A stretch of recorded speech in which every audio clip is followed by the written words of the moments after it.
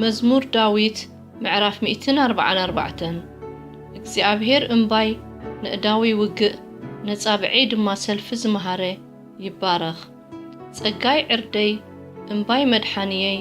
ዋልታይ እቲ ዝውከሎ ንህዝበይ ዘግዝኣለይ ንስኻ ኢኻ ኦ እግዚአብሔር ሰብ እንታይ እዩ እትፈልጦ ወዲ ሰብከ እንታይ እዩ እትዝክሮ ሰብ ንትንፋስ ይመስል መዓልታቱ ከም ዝሓልፍ ጽላሎት እየን ወእግዚአብሔር ሰማያትካ ለጠቃቢልካ ውረድ ነኽራን ተንኪዮ እሞ ኪተክኽ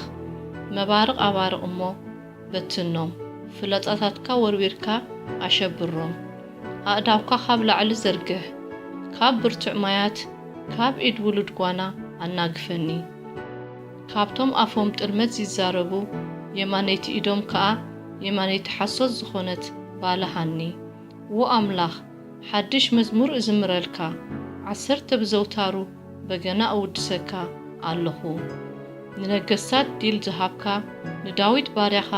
ካብ ክፉእ ሰይፊ ዘድሓንካ ንስኻ ኢኻ ካብ ኢድ ውሉድ ጓና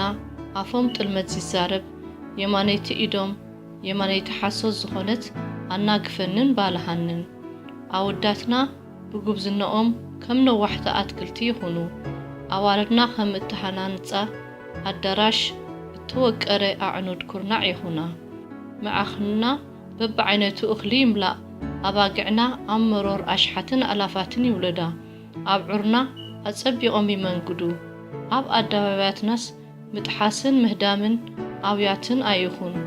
ከምዚ ዝረክብ ህዝቢ ብፁእ እዩ እቲ እግዚአብሔር ዝኣምላኹ ህዝቢ ብፁእ እዩ